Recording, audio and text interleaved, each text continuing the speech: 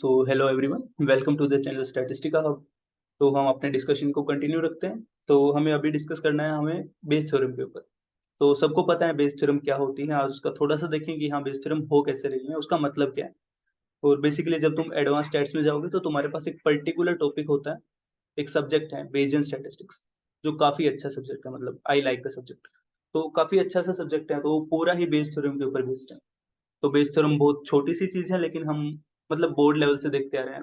शायद 12th grade में, मैं सीबीएसई बोर्ड से था, तो वहाँ पे 6 नंबर का क्वेश्चन आता था जो बेस थ्योरम से होता था। ओके, तो बात करते हैं। और टू बी फ्रैंक, शायद मेरा बेस थ्योरम वाला प्रॉब्लम गलत था when I was in 12th, लेकिन आई थिंक अब मुझे आता है बेस थ्योरम क्या होता है।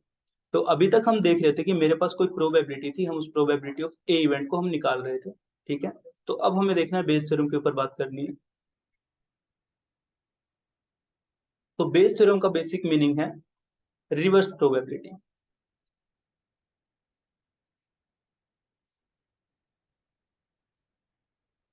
तो रिवर्स प्रोबेबिलिटी कहने का क्या मतलब है, कोई बताएगा। बेस थ्योरम भी हमें एक प्रोबेबिलिटी ही निकालने का फॉर्मूला बताता है, लेकिन ये किस फॉर्मेट में बताता है, क्या बताता है, इसके ऊपर कौन बताएगा। कुछ ऐड ऑन करोगे इसके ऊपर।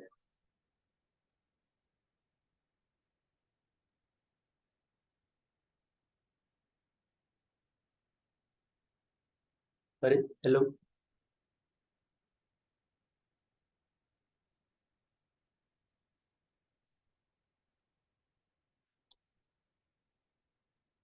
आरती बेस थ्योरम क्या होता है, रिवर्स प्रोबेबिलिटी मैंने कुछ लिखा है, इसका मतलब क्या होता है।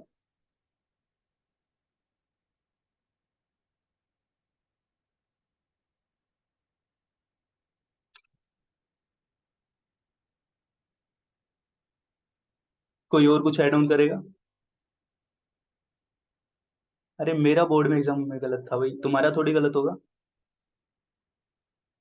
प्रॉब्लम कर लेते हैं बट उसको एक्सप्लेन करने का नहीं। मतलब इसमें ये होता है ना कि गिवन कोई मतलब प्रोबेबिलिटी गिवन होती है, फिर हमको पता लगाना होता है लाइक कि किस मतलब बैग से निकाला गया है, यही सब था ठीक यहाँ तक पढ़ा था। है, ओके, मेक सेंस। तो वापस से मैं उसी एग्जांपल के ऊपर आता हूँ कि ये तुम्हारा घर है। ठीक है, तुम्हारे पास एक दरवाजा यहाँ पे था, एक दरवाजा यहाँ पे था, एक दरवाजा मान लेता हूँ यहाँ पे था, और मैं कुछ यहाँ पे खड़ा हूँ। तुम्हें मेरे को रिसीव करना है। ठीक है, तो तुम हो सकता था इस वाले दरवाजे से आए, फिर मुझे रिसीव किया, तो इसको बोल देता हूँ डोर 1, डोर 2। इस वाले दरवाजे से आए, फिर मेरे को रिसीव किया, या फिर डोर 3, यहाँ से तुम निकले तो फिर मेरे को रिसीव किया। तो अब तक हम टोटल प्रोबेबिलिटी थ्योरम में क्या कर रहे थे, हम बेसिक फॉर्मूला पे जा रहे थे कि हाँ भैया हमें टोटल प्रोबेबिलिटी निकालनी है कि राहुल भैया को हम रिसीव कैसे कर सकते हैं। तो हम डोर 1 से निकले और राहुल भैया को रिसीव कर लिया, डोर 2 से निकले, राहुल भैया को रिसीव कर लिया, डोर 3 से रिसीव कर लिया। तो तीन अलग अलग केस बने, हमें उनको सम अप कर दिया। ठीक है, अब बेस थ्योरम क्या बोलती है कि भैया देखो तुमने मेरे को रिसीव तो कर लिया। ठीक है, मैं आया था, तुमने मेरे को रिसीव कर लिया। अब मैं इंटरेस्टेड हूँ ये जानने के लिए कि तुम कौन से गेट से आए थे। समझ में आया। टोटल प्रोबेबिलिटी में हम स्टेप टू स्टेप जा रहे थे कि हाँ गेट 1 से निकला, रिसीव किया, या फिर कोई इवेंट हुआ। अब मैं क्या बोल रहा हूँ, कोई रिसीव में हो गया, तो मेरे पास फाइनल केस आ गया कि हाँ मेरे को तुम लोग मिल गए हो कि हाँ भैया, भैया आ गए, भैया आ गए। ठीक है, उसके बाद मुझे देखना है कि तुम कौन से गेट से आए थे। तो ये वाला केस है। तो अब इसमें क्या होगा कि मैं पूछ रहा हूँ कि what is the probability that मैं गेट 1 से आया था, गिवन दैट मैं आ गया, या फिर तुम गेट 1 से आए थे गिवन दैट तुमने मेरे को रिसीव कर लिया। अभी तक हम क्या देख रहे थे, प्रोबेबिलिटी ऑफ इवेंट ए, वो क्या थी, probability of door 1 dot probability of A given door 1 plus probability of door 2 dot probability of A given door 2। दो में रख लेते हैं, थोड़ा इजी रहेगा, बार बार लिखना नहीं पड़ेगा, तो भूल जाता हूँ तीसरा केस। ठीक है, अब मैं इंटरेस्टेड हूं, तुम्हें ये चीज फाइंड आउट करनी है कि probability of door 1 given that A. तो इसको हम कैसे सोल्व करेंगे। और बेसिकली यही बेस थ्योरम है, रिवर्स प्रोबेबिलिटी, कि ए हो गया, अब तुम बताओ कि डोर 1 से हुआ होगा। तो हम वापस प्रोबेबिलिटी में आ रहे हैं, तो इसको हम कैसे करेंगे बताओ।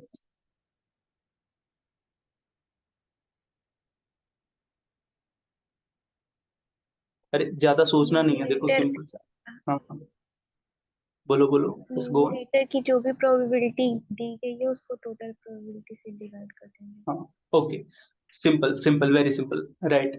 तो हमें पता है probability of A given B, अगर मैं फॉर्मूला देखता हूँ तो वो होता है probability of A intersection B divided by probability of B. और जब हमने ए इंटरसेक्शन बी देखा था तो हमने क्या देखा था, probability of A intersection B क्या होता था। उसके मैंने दो फॉर्म बताए थे, या तो पहले तुम्हारे पास ए हुआ होगा या फिर बी हुआ होगा, दोनों एक साथ नहीं हुए होंगे। ए एंड बी का मतलब है कि ए होने के जस्ट बाद दूसरा हो गया, या फिर बी होने के जस्ट बाद ए हो गया। तो ये क्या होगा, probability of A dot probability of B given A, और probability of B dot probability of A given B. याद है ये चीज, ये हम कवर अप किए थे। इन दोनों में से एक ही केस होगा। तो अब इस फॉर्मूला को अगर मैं यहाँ पे लगाता हूँ, तो इसका मतलब है probability of D one intersection A divided by probability of A. तो अगर इस फॉर्मूला को इस फॉर्मेट पे देखेंगे, तो ऐसा तो नहीं हुआ होगा कि तुमने पहले मेरे को रिसीव कर लिया फिर तुम गेट से निकले, पॉसिबल केस नहीं है। इसको लिखेंगे कि प्रोबेबिलिटी ऑफ डोर वन, कि तुम डोर वन से निकले फिर तुमने मेरे को रिसीव किया।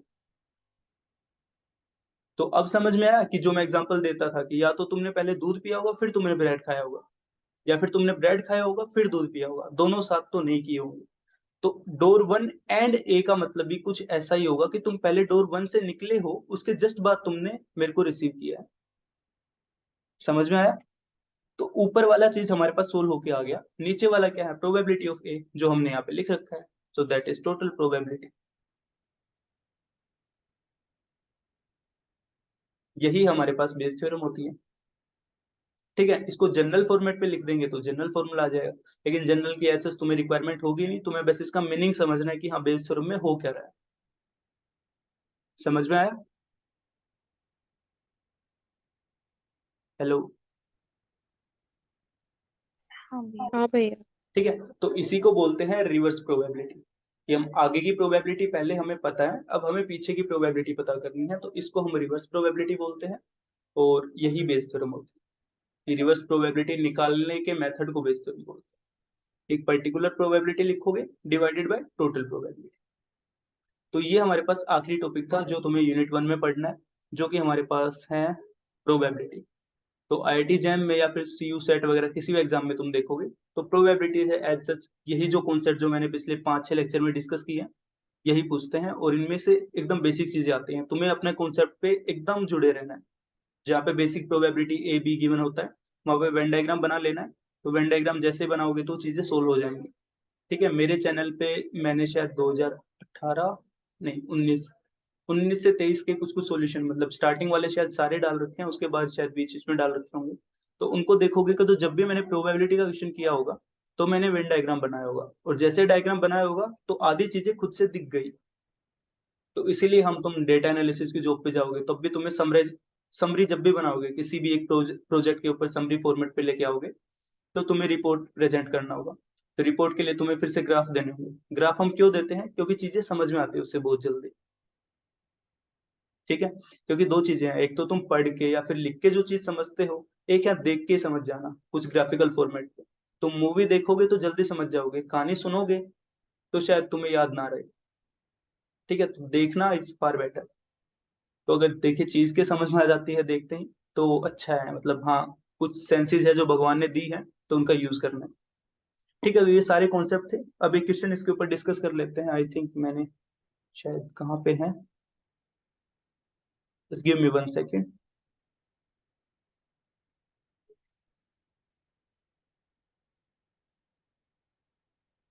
ठीक है, तो मैं न्यूमेरिकल लिख रहा हूँ, तो सभी इसके ऊपर एक बार ट्राई करके देखेंगे कि हाँ कैसे कैसे क्या हो रहा होगा।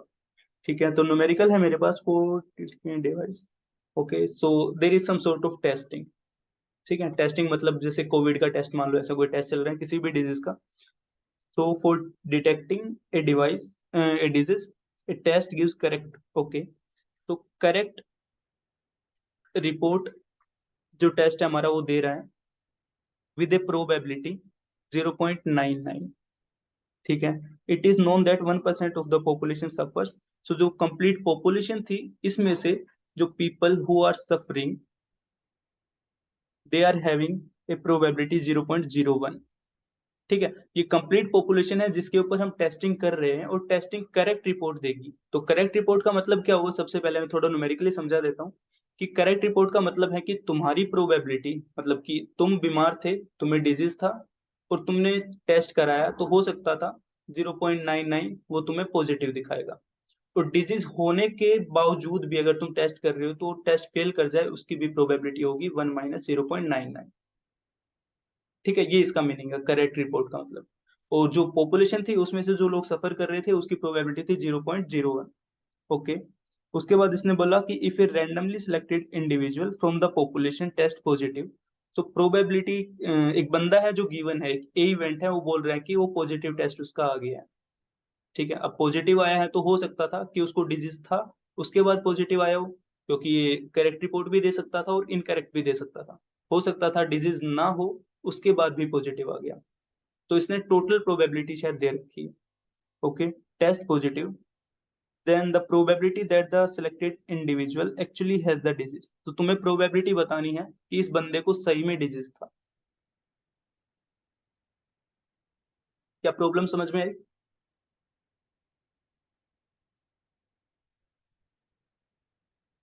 हेलो। देखो हो क्या रहा है, मतलब मैं पूरा लिखूंगा नहीं, मैं बस ऐसे बता रहा हूँ कि कंप्लीट पॉपुलेशन है, उसमें से इतने लोग, मतलब प्रोबेबिलिटी ऑफ सफरिंग वो है 0.01, और कोई भी तुम टेस्ट करते हो वो करेक्ट रिपोर्ट देगा, उसकी प्रोबेबिलिटी है 0.99। फिर तुमने एक बंदा वहां से उठाया इस पॉपुलेशन से, उस बंदे का टेस्ट पॉजिटिव आ गया, तो अब तुम्हें बताना है कि भैया उस बंदे को सही में डिजीज था।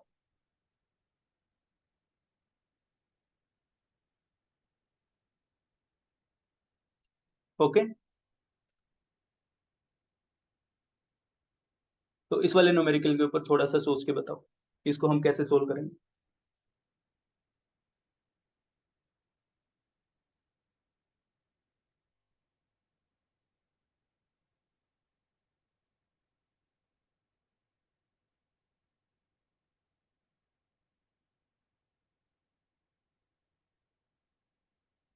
Sir, can you repeat this, those information what you said? Okay, we have like the, को मैं थोड़ा डायग्राम बना के दिखा देता हूँ कि मेरे पास कुछ ऐसा है कि तुम्हारे पास डिजीज हो और डिजीज ना हो, नॉन डिजीज मैं बोल देता हूँ, डिजीज हो, इसकी प्रोबेबिलिटी गिवन है कि 0.01।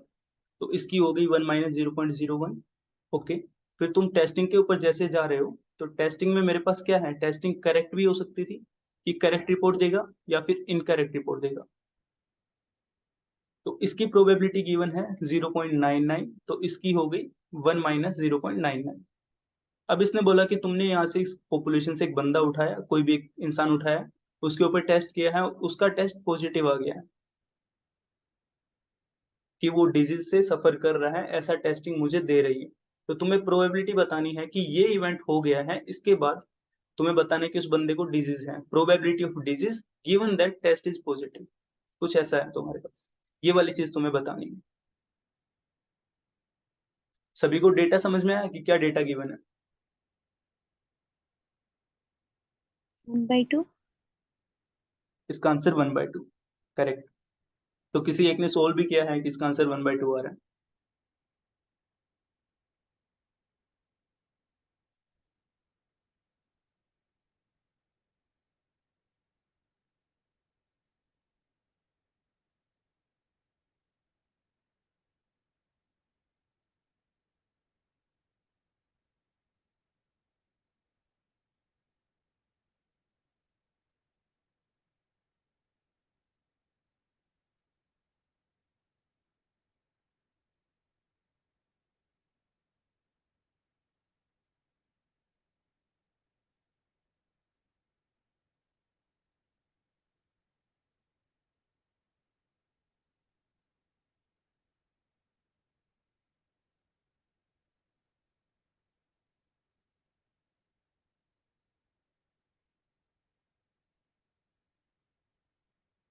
क्या बोला भैया आप?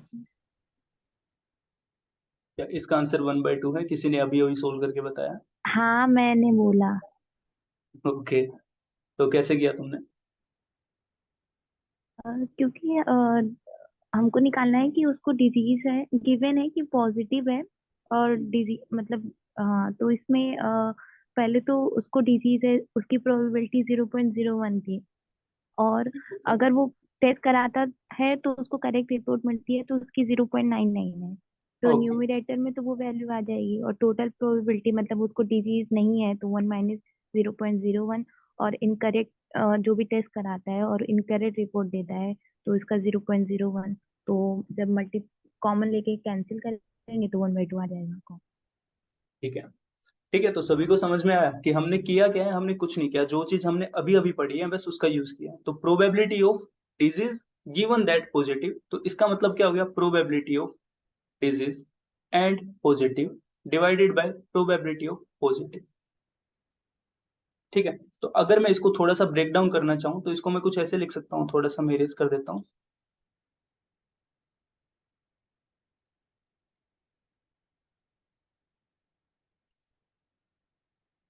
ठीक है, तो इसको मैं लिख सकता हूँ कि ये बोल रहा है कि टेस्ट पॉजिटिव होगा, और बंदा भी अगर पॉजिटिव है तो कुछ ऐसा आ रहा है, मतलब करेक्ट रिपोर्ट आ रही है। तो अगर मैं बोल देता हूँ टी, कि टेस्ट मेरे पास पॉजिटिव आया है, तो टी कॉम्प्लीमेंट अगर मैं लूंगा तो वो क्या होगा? नेगेटिव टेस्ट आ रहा होगा। तो प्रोबेबिलिटी ऑफ टेस्ट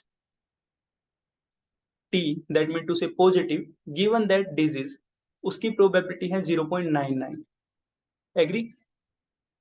क्योंकि करेक्ट रिपोर्ट ये 99% टाइम में दे रहा है। Probability of positive given that disease नहीं है, उसकी प्रोबेबिलिटी होगी 0.01। ओके। प्रोबेबिलिटी ऑफ डिजीज नहीं है, टेस्ट नेगेटिव है, गिवन दैट डिजीज नहीं है, इसकी प्रोबेबिलिटी होगी 0.99, क्योंकि ये करेक्ट टेस्टिंग दे रहा है 0.99 पर प्रोबेबिलिटी के साथ। उसके बाद प्रोबेबिलिटी ऑफ, अगर तुम देखना चाहो T complement given that disease, तो वो हो जाएगी 0.01, क्योंकि टेस्ट फेल भी कर रहा है। ठीक है, ये सारी प्रोबेबिलिटी मेरे पास निकल के आ गई है। और पॉपुलेशन से मैं देख रहा था कि पॉपुलेशन में डिजीज होने की प्रोबेबिलिटी है 0.01, और प्रोबेबिलिटी डिजीज ना होने की प्रोबेबिलिटी है 0.99। तो अभी तुम्हें सारी प्रोबेबिलिटीज पता है, तुम्हें ये वाली चीज लिखनी है कि बंदे को डिजीज भी है और वो पॉजिटिव भी हुआ है। उसका मतलब सबसे पहले तो बंदा डिजीज से ग्रस्त हुआ होगा, उसके बाद probability of T given that disease divided by probability of T. ठीक है, अब प्रोबेबिलिटी ऑफ टी कैसे रहा होगा? तो प्रोबेबिलिटी ऑफ टी अगर मैं देखूं तो वो होगा कि बंदे को डिजीज रहा होगा, उसके बाद टेस्ट पॉजिटिव रह गया होगा, या फिर बंदे को डिजीज नहीं रहा होगा, उसके बाद probability of test positive given that disease नहीं था। तो ये वाली प्रोबेबिलिटी हमारे पास है, तो ये है 0.01। ये वाली प्रोबेबिलिटी भी हमारे पास है, दैट इज 0.09, प्लस ये वाली probability 0.99, that was 99, into probability of positive given that disease नहीं है 0.01। ओके, सो इसको मैं लिख सकता हूँ 2 टाइम्स 0.99 इंटू 0.01। ओके, हमें सिर्फ ये बताना है कि डिजीज था और टेस्ट भी पॉजिटिव आ गया। तो इसको हम लिख देंगे 2 0.99 इंटू 0.01। तो वो वाली चीज क्या आ जाएगी? 0.01 इंटू 0.99, ये कैंसिल आउट हो गया, तो आंसर आ गया 1/2। सभी को समझ में आया कि ये बेस थ्योरम के ऊपर आ एक गया। रिलेटेड प्रॉब्लम था। हमें बस बार बार थोड़ी प्रोबेबिलिटीज को देखना था, और बस टोटल प्रोबेबिलिटी से डिवाइड करना था, और जो फेवरेबल केस हमें चाहिए था उसको न्यूमरेटर में रखना था। ठीक है, तो ये वाला प्रॉब्लम हमारे शायद आईटी जैम में किसी पेपर में आया होगा, तो अगर तुम पास्ट ईयर में जाके देखोगे तो तुम्हें ये प्रॉब्लम मिल जाएगा। ठीक है, तो ऐसे सिंपल से प्रॉब्लम आते हैं, हाँ थोड़ा समझना कभी कभी डिफिकल्ट हो जाता है, और मे भी जिसमें मैं डेटा दे रहा हूँ हो सकता है वो तुम्हें कंफ्यूज कर रहा हो, पॉसिबल केस। ठीक है, तो ये हमारे पास बेस थ्योरम था, और इसी के साथ हमने प्रोबेबिलिटी, जो सबसे पहला यूनिट था हमारे पास, वो कंप्लीट। ठीक है, तो कल से हम अपना स्टार्ट करेंगे प्रॉब्लम डिस्कशन स्टार्ट, और कैसे प्रैक्टिस स्टार्ट करेंगे। ओके, तो I will upload the problem set may be bye tonight और बाय टुमारो मॉर्निंग। ओके, तो अगर किसी को कोई डाउट हो तो ग्रुप पे डाल देना, एल्स अपना प्रैक्टिस स्टार्ट कर देना। Okay, so that was all for today session.